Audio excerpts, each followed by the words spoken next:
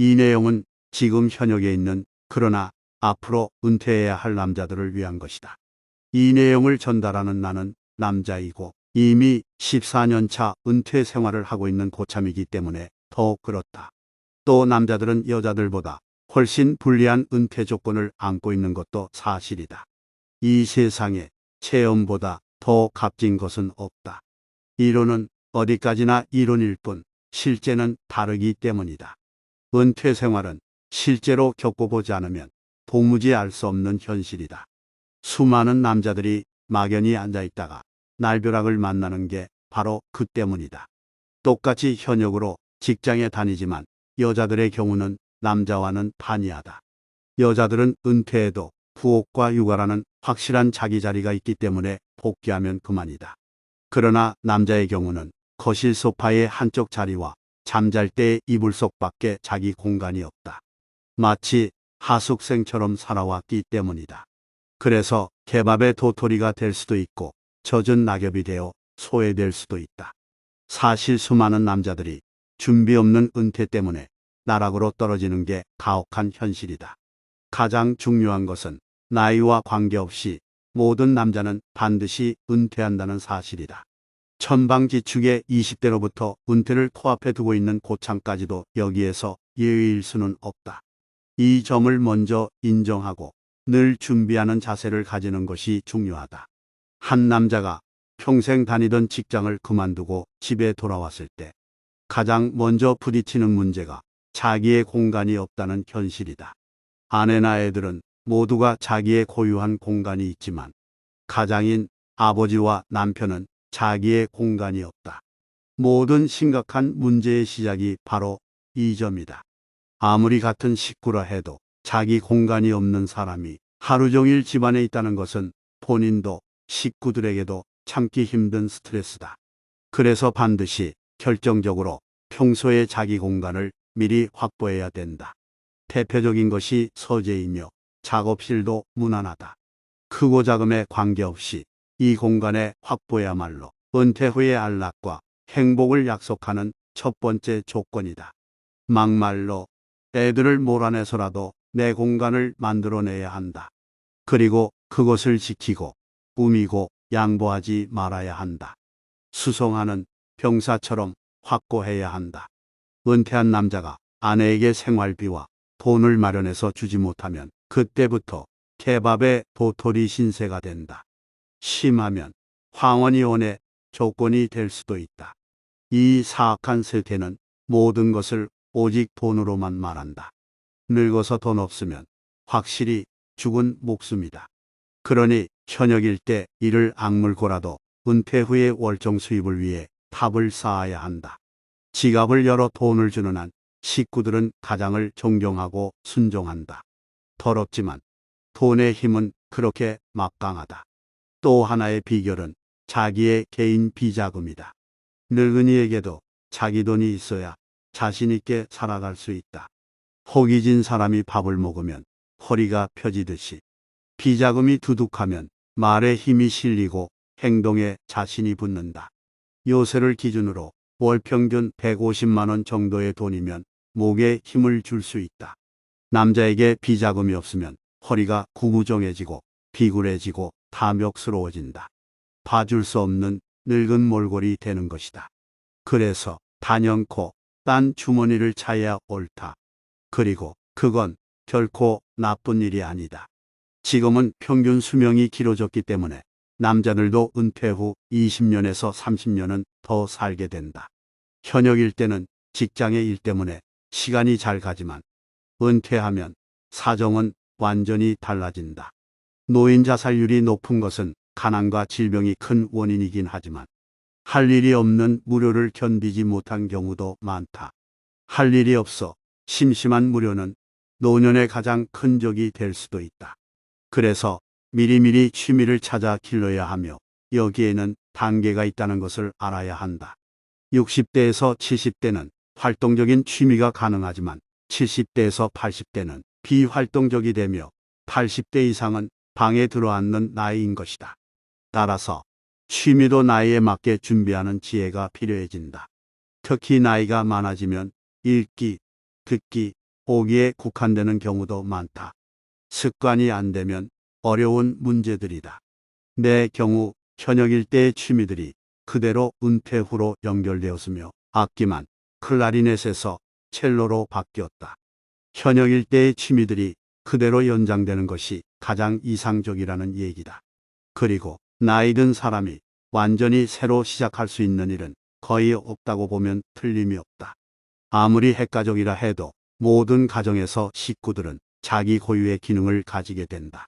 가장이 돈을 벌면 아내는 살림을 하고 애들은 공부에 전념한다. 모두가 자기의 고유 기능을 다하고 있는 것이다. 은퇴한 남자는 당장 집안에서의 고유 기능이 없다. 가장인데 손님만도 못한 처지로 떨어지는 것이다. 눈치를 보게 되고 괜한 소외감을 느끼며 자격지심 때문에 자주 화를 내기도 한다. 사실은 그럴수록 식구들과는 더 멀어진다. 내 경험으로는 이 문제의 완벽한 해결법의 하나가 부엌이다. 요리하는 남자는 언제 어디서나 대환영이다. 아내를 식사 준비해서 해방시켜 보라. 아이들에게 입이 딱 벌어지는 요리를 장만해 먹여보라. 대접이 달라지고 위치가 확 변한다. 여기에 세탁기까지 돌릴 수 있다면 글자 그대로 금상첨화다. 눈썰미가 있는 사람이라면 몇 권의 요리책으로 되겠지만 그렇지 못한 경우 비밀리에 미리미리 요리학원에 다닐 일이다. 은퇴하는 날 은퇴기념으로 식구들에게 식탁을 준비하고 서비스해보라. 집안 분위기부터 달라질 것이다. 이렇게 살아가는 게 지혜라는 것이다. 통계적인 이야기이긴 하지만 우리 나이의 동창들 중 담배 많이 피우고 술 많이 마신 친구들은 하나같이 빨리 병들고 일찍 죽는다. 술, 담배가 독이라는 뜻이다. 사실은 가장 건강해야 할 때가 바로 노년기다. 마지막 10년은 병치레를 하다 죽는 게 보통인 세상에서 건강하게 살기 위해서는 이미 젊었을 때부터 건강을 관리해야 한다. 그래야 그 건강이 노년기까지 유지될 수 있다. 젊어서는 격렬한 운동을 할 수 있지만 나이 들면 불가능하다. 그래서 늙어서 할 수 있는 운동이 따로 있는 것이다. 대표적인 것이 걷기다. 걷기 운동도 갑자기 하면 탈이 나고 문제가 생긴다. 그래서 현역일 때부터 습관이 되어야 한다. 특히 사람은 나이가 들면 다리가 가장 먼저 늙는다고 한다. 아파트에 계단을 걸어 다니고 한두 정류장 앞서 내려 걷는 연습을 하는 게 좋다. 그렇게 습관이 되게 해야 나중에 무리 없이 계속되는 운동이 될 수 있다. 나이 들어 건강을 잃으면 다른 것이 아무리 많아도 아무 소용이 없다.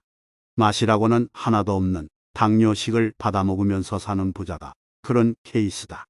먹는 즐거움이 박탈되었는데 무슨 재미로 인생을 살겠는가.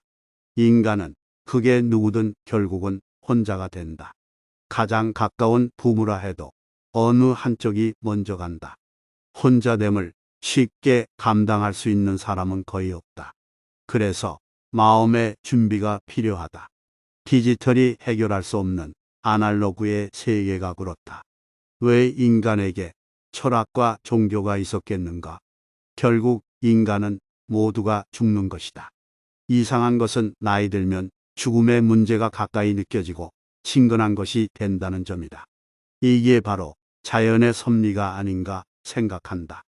혼자가 될 수 있고 그리고 그 혼자도 결국은 떠난다는 사실을 깨달으면 사는 방법과 자세가 달라진다. 철학에서 종교로 진화하는 게 그 때문일 것이다. 늙은 사람들이 탐욕적인 것은 자기는 죽지 않는다는 어리석은 생각을 하기 때문이다. 그보다 더 큰 어리석음이 어디 있겠는가. 그래서 우리 모두는 준비하는 인생을 살 줄 알아야 한다. 모든 일에 감사하고 작은 일에서 행복을 찾고 나라는 존재에 대해 의미를 부여할 줄 알아야 되고 돈과 관계없는 돈으로는 살 수 없는 가치에 대해 눈을 뜨고 그 의미를 볼 줄 알아야 된다. 이 심오한 세계는 디지털이 아니라 아날로그의 범주에 있다.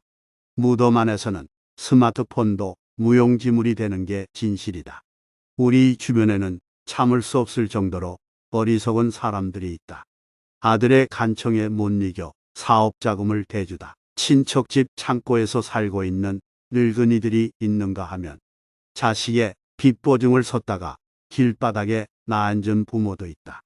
전혀 동정의 여지가 없는 어리석음인 것이다. 한편 자기의 노후를 준비하지 않고 자식들에게 올인하는 사람들은 엄청난 부자가 아닌 한 나락으로 떨어지는 고통을 겪게 된다. 은퇴 후에 돈이 없다는 것, 그건 정말 무서운 일이다. 그것을 견디는 장사는 없다. 그래서 자살하는 사람이 나타나는 것이다. 그렇게 어리석은 일이 되풀이 되는 것은 인습 때문이고 체면 문화 때문이다. 낳아서 길러주고 교육시키고 결혼까지 시키다 보니 기둥뿌리가 빠지는 것이다. 이제는 그렇게 살면 안 되는 세태가 됐다. 학교만 졸업하면 스스로 자기 일을 책임지도록 길러야 한다. 그게 자식도 부모도 상생하는 길이다. 알고 있으면서도 실천하지 못하는 부모들이 많다. 은퇴 후에 냉엄한 현실을 겪어보지 않았기 때문이다. 그게 얼마나 무서운 것인지를 알았을 땐 이미 버스는 지나간 다음이다. 나이 들면 절친한 친구의 존재는 더 다가온다.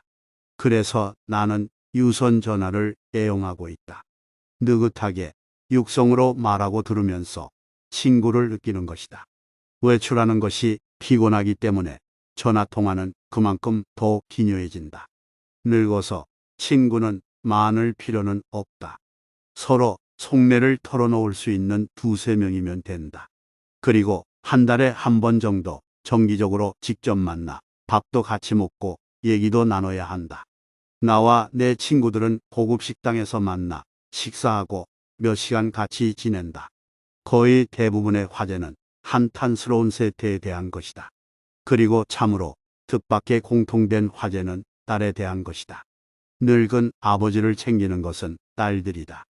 아들은 힘겹게 길러 며느리 조우를 시키지만 그 반대쪽에 있는 딸들은 친정 부모를 챙기는 것이다. 아들들은 결혼하면 본가와는 멀어지고 딴 사람이 된다.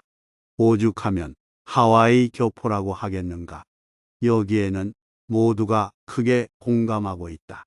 그래서 아들이 아니라 딸에게 집중 투자하는 게 옳다는 결론에 도달한다. 이건 우리 모두의 체험담이니 크게 참고할 일이다. 현실이 그러하다. 현역들은 꿈을 가지며 내일을 준비해야 하고 은퇴한 분은 인생을 재점검해 볼 일이다.